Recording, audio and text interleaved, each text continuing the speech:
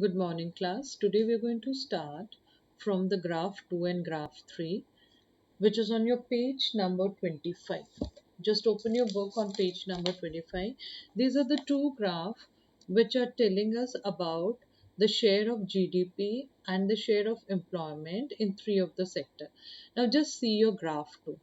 Graph 2 is the one where the two particular years have been shown, 1973 and 2003. These are the one which are showing us the share of GDP in three of the sectors. If you just compare 1973, in 1973, the percentage of primary sector was the one which was maximum.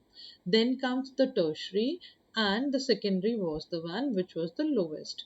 But this trend started changing in 2003. It was the primary and the secondary was the one which was been reduced, and the tertiary sector was the one which was been improved. This means that now the maximum GDP of our country is the one which is coming from the tertiary activity as compared to your primary and secondary. Whereas now just see your graph number 3. Now the graph 3 is the one which is showing the employment in three of the sectors. If you just study about 1973, the 1973 is the one where the agriculture, that's your primary sector, is the one where the employment is maximum. Tertiary comes second, and secondary sector comes third. Whereas in 2000, again the condition is same. The primary is the one which is maximum, then comes the tertiary, and then comes your secondary occupation. What does this particular shows? That till 2000, or even at this particular situation, the employment in primary sector is the one which is maximum as compared to your secondary and your tertiary. This means if you just compare both the graph, that in India, in agriculture, maximum people have been engaged, or they have been main occupation as agriculture, whereas the GDP is the one which is maximum coming from your tertiary occupation. The reason behind that is because industrial output or the production of the goods is the one which has been increased in a maximum amount during the last few particular years, but the employment in the industry is the one which is only 2.5 times. And whereas, if you just study about the agriculture in our country, the maximum people are the one who have been engaged in primary activity, that's your agriculture, which gives us the very less GDP. इसका मतलब ये है, मैं दोबारा से explain कर देती हूँ कि इंडिया में मैक्सिमम लोग एग्रीकल्चर में एंगेज्ड हैं, बट जीडीपी जो हमें वहां से आती है, दैट्स ग्रॉस डोमेस्टिक प्रोडक्ट, जो एग्रीकल्चर से आती है, वो कंपेयर टू टर्शियरी ऑक्यूपेशन बहुत कम है. What does this shows? That the secondary and tertiary sector produces 3 by 4 of the production, whereas employs less than half of the people. यानी कि gross domestic product वहां से सबसे ज्यादा आता है, सेकेंडरी और टर्शरी से, पर एम्प्लॉयमेंट जो है वो वहां पे सबसे कम लोगों को देते हैं. That means the worker in agriculture are more, but their production is the one which is less. This means that in agriculture, according to the requirement, more people have been engaged and they are doing their work. यानी कि जितनी agriculture में लोगों की ज़रूरत है, उससे ज़्यादा लोग एग्रीकल्चर में एम्प्लॉयड हैं. ठीक है, जिसकी वजह से एम्प्लॉयमेंट ज़्यादा है, पर what has been there is the one where the productivity, that's your GDP, is the one which is very less. Now just open your book. I'll explain you this with the help of your example. Open your book on page number 26. They've just given an example of Lakshmi. Page number 26 में देखो, एक लक्ष्मी का एक example दिया हुआ है उन्होंने. where they want to show this, वो ये दिखाना चाहते हैं कि एग्रीकल्चर में जितने लोगों की रिक्वायरमेंट है उससे ज़्यादा लोग वहाँ पे काम करते हैं, जिसको हम बोलते हैं under employment. They've given a small example of Lakshmi. Lakshmi is the one who is having a 2 hectares of land, and they are dependent on rainfall for growing jowar and bajra और ज्वार एंड अरहर. ठीक है, उनका जो लैंड है बहुत छोटा सा एक लैंड होल्डिंग है जहाँ पे कोई इरिगेशन की फैसिलिटीज नहीं है. वो रेनफॉल पे डिपेंडेंट होते हैं लैंड को इरिगेट करने के लिए. ठीक है, now the family members are the one who have been engaged in doing the work in that particular field. उस 2 हेक्टेयर लैंड में जितने भी फैमिली मेंबर्स हैं वो सारे मिलके वहां पे क्या करते हैं, काम करते हैं. That mean the work which is been actually required to do, it has been divided amongst the family member. ठीक है, यानी कि जो लेबर का एफर्ट है, जितना एक लेबर काम कर सकता है, उसी काम को 5 जनों में या 6 जनों में डिवाइडेड है. ठीक है, this type of employment is been termed as under employment. People are the one who are doing the work, काम जरूर कर रहे हैं वो लोग, but they are not working according to their potential. जो उनकी पोटेंशियल है उसके अकॉर्डिंगली वो लोग वर्क नहीं कर रहे हैं. इस टाइप के एम्प्लॉयमेंट को हम लोग अंडर एम्प्लॉयमेंट कहते हैं या डिस्गस्ट अनएम्प्लॉयमेंट कहते हैं. यानी कि people working in that 2 hectare land is the one where the 5 people are working.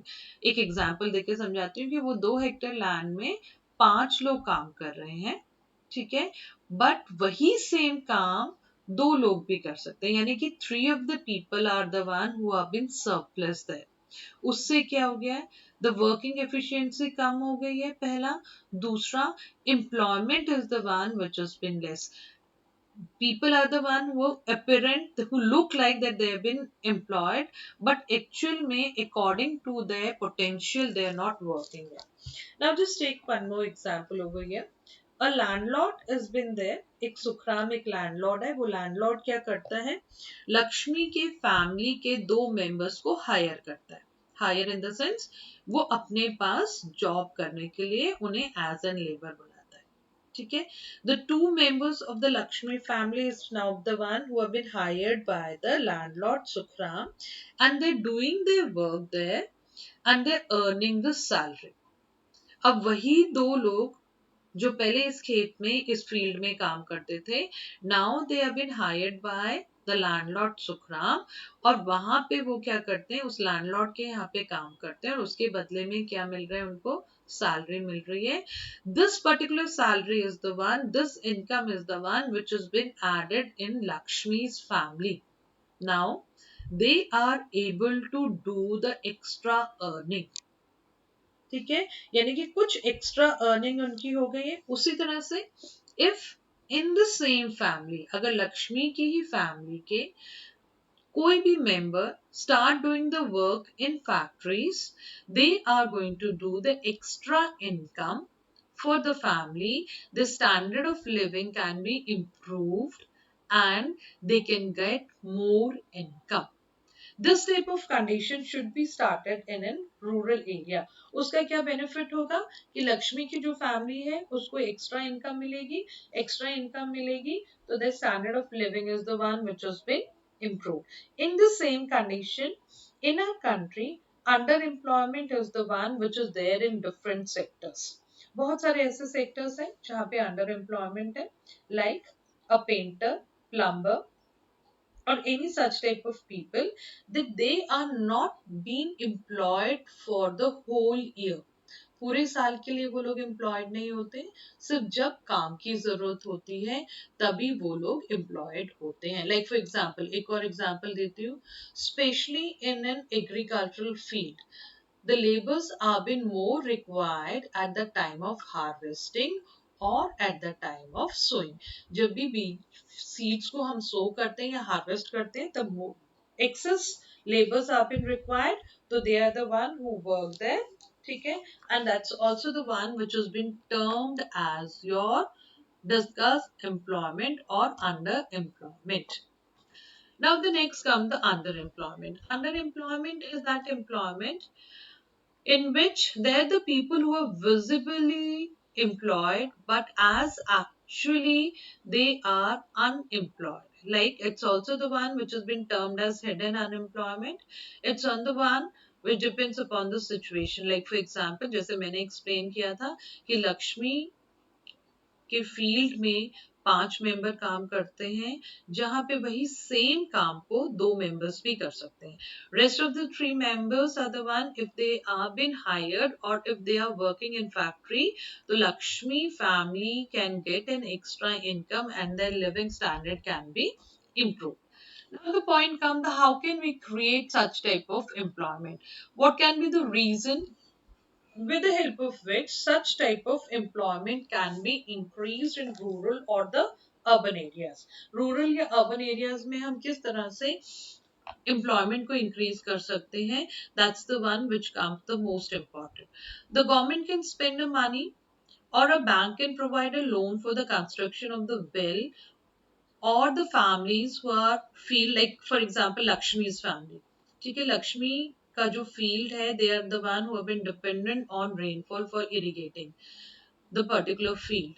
They are not having canals, wells or tubewells. तो उसके लिए farmer क्या कर सकती है? Easy rate पे loans provide कर सकती है farmers को, ताकि they can develop their own wells or they can have their own tubewells with the help of which they can irrigate the field. Not only this, government can also construct a new dam or canals for the irrigation of such farms, which can lead to employment and which can also lead to the agriculture production.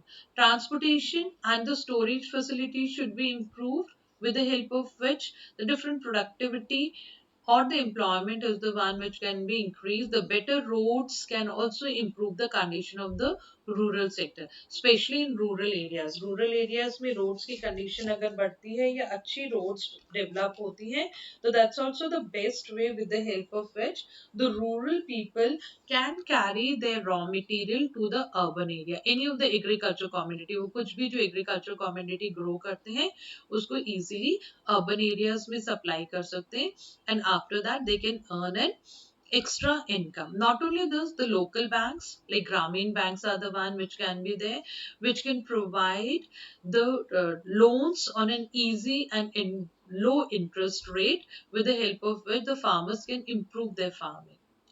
Not only this, it is also the one where it can be the local industries can be the one which can be improved, or the government can provide the different financial help, with the help of which the semi-rural areas can develop and maximum amount of local industries and the people can work there. It's also the one where the cold storage, collecting of honey, industrial product, vegetable and agricultural commodities can be sold in the market, and the farmer can earn maximum amount of the income. And if the income is the one which is going to be improved, with the help of which their living standard can also be improved. The next they mentioned about that in rural areas, if a large number of schools are being set up, these schools would be requiring the building.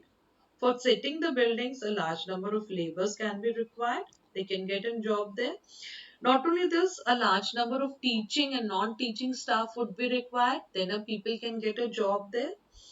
In collective, if we just study it, opening of a school in rural areas can provide the job to at least 20 lakhs of people. That means the employment can be given to them. And if the employment has been given to them, the earning has been there and the living standard has been improved. Whereas by setting the tourism, regional craft industries, information technology, and many other such type of industries, if they have been set up, with the help of which the employment opportunities can be improved. The most important is that if the tourism sector has been improved in our country, with the help of which near about more than 30 lakhs people can be employed in tourism alone. Tourism is also a type of a trade which has been there and it comes under your tertiary sector. Whereas the government of a country had started the few important measures which have been taken in to improve the employment in our country. The one is National Rural Employment Guarantee Act in 2005. This was being started by the central government of our country, where the law was being implemented for the right to work in 200 districts in our country, where the 100 days guarantee for the employment has been provided by the government of our country, especially to the lower people or those who are able to work and need to work is the one which has been taken here, especially for the 100 days of guarantee of providing the employment. And it's also been there if the government fails in providing the employment, that's a duty of the government. And if the government fails to provide the employment, the government will provide the unemployment allowances to the people.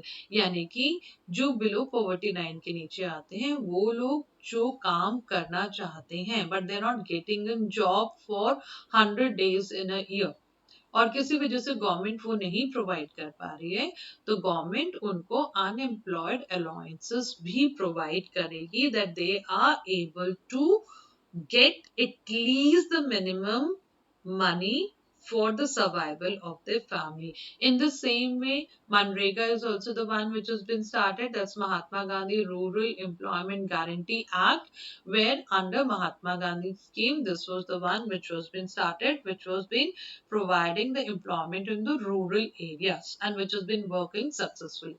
The next comes the division of the sectors on the basis of employment. If you just study about the division of the labor in our country on the basis of employment, it's been divided into two different categories or in group organized sector and unorganized sector. They're the two different type of thing. It's been given on your book. If you just read your book on your page number 30, they've just given an example of two particular uh, women working in different sector. One is Kanta, second is Kamla. And whereas Kanta is the one who's been working in an unorganized sector and one is the one who's been working in an organized sector. They've just compared with the help of example. The class try to read both the particular column which has been there. It will be clear to you. Now, if you just study about the first come organized sector, as the name suggests, organized is that particular work where the worker enjoys security of employment. यानी कि वो particular sector जहाँ पे जो भी labour वहाँ काम करते हैं उनको एक सिक्योरिटी है उनकी एम्प्लॉयमेंट की. Second, this is the place where they have a term of employment are regular and the people have assured work. एक तो वो regular होते हैं and they have a work to do it. Plus, it's also the one where they expect to work a fixed number of hours. The few hours are the one which has been fixed, either the 8 hours or the 6 hours. That's the one which has been there. Organized sectors are the one which has been registered by the government and they have to follow the rules and regulation of the government. That means organized sectors come under the government sector where each and every type of rules and regulations are the one which are supposed to be worked there. They also have in different benefits there, like for example they have in paid leave, they have pension after the retirement and many such type. Working conditions are also the one which have been favorable. This is the one which comes under your organized sector. The next comes the unorganized sector. Unorganized sector is totally opposite from the organized sector. It's no security of job. The first, it is the one where no government rule or the government is the one who's not been controlling it. No rules and regulations are the one which have been followed. It's also the one where the payment or the pay of the particular job depends upon the person who's the head over there. It's not the one where any particular pension of the retirement is the one which has been given. It's not necessary that is the leave if you're taking it, they have been paid or not. They have their own rules and regulations. This is your unorganized sector. Unorganized sector is the one which has been run by the few people, and they have their own rules and regulation. If you just compare about both the things, organized sector is the one which is best as compared to the unorganized sector. Now the point comes that the organized sector is the one which have lots of drawbacks in it. How can a government of a country can protect the people or the worker in an organized sector? As the unorganized sector is the one which is not working according to the government rule, they have their own particular rule. But the government is the one who can just protect unorganized sector up to some extent. Like for example, few of them I have mentioned here. In unorganized sector, a very low salary, even exploitation, earning is the one which is low. No regular time is the one which has been there. Security is the one which has not been provided for the way for the laborers. Wages in all sectors. Now what the government can do it, government can just make few of the particular such type of rules where the wages can be up till some extent can be according to the government rule. The government has to interfere in this, and government can just mention in such a way that in an unorganized sector, excess exploitation of the workers should be stopped. Not only this, in rural areas, the unorganized sectors are the one where the landless agricultural laborers have been there, small and marginal farmers have been there. Now, these farmers can also be uplifted by the government, that the government can supply adequate seeds, as high yielding variety of seeds or agricultural input, with the help of which they can being uplifted. Even in urban areas, the unorganized sectors comprises of small scale industries. These industries needs government support and production for the production of raw material and marketing of output. That's the one which is very important. Many of the areas are the one in an unorganized sector where scheduled caste, scheduled tribe, backward communities are the one which have been working. They get irregular and low wages, and they have to also face the social discrimination. This can be stopped by the support of the government. Not only this, the worker in unorganized sector work in a poor condition without any safe drinking water. They don't even have the health insurance. These things can be mandatory by the government in an unorganized sector, which can help the condition of the workers in a proper and best way. Such type of steps can be taken by the government, with the help of which the condition of the laborers in an unorganized sector can be improved. That means the government have to take an initiative, especially for the unorganized sector, because organized sector is the one which has been working according to the government rules and regulation. Only the unorganized sector is the one which has not been working according to it. If the government is going to take an initiative, the condition in the unorganized sector can also be improved, and the labor can work in a better condition. The next come the sectors on the basis of ownership. On the basis of ownership, the sectors have been divided into two groups, public sector and the private sector. As the name suggests, public sector. Public sectors are the one which has been owned by the government, and the people of a country just work as in labor or do a service there, and in return they get in wages or the salary there. For example, Indian Railway, postal post services, these are the one which comes under your public sector. The public sectors are the one where the aim is to provide the facilities to the public welfare. It's also the one where the government, the loss and the profit of the public sectors is the one which is being taken by the government of the country. The distribution, the production, everything is the one which comes under the government sector only. The sectors also provide the basic things like, for example, education, health, food, etc. Public sector is the one which is actually run by the government. Whereas the private sector is the one which is being owned and managed by an individual group or the companies or in family members. Like for example, Tesco, Reliance Industrial Limited, these are the one which comes under the private sector. It aims is to earn maximum profit. This is the most important difference which I have in public and private, that the private companies are the one which have been set up for the maximum profit motive. Even the decision taken by them related to the production and the distribution is the one which is by the owner or the manager of the company. This sector is the one which produces maximum consumer goods for the people. All the consumer goods is the one which comes, or which is the one which has been produced by the private sector, that's by the company only. Now the comes the most important, that why the public sector plays an important role in the development of a country, or it's also the one where the government has provided the public sector.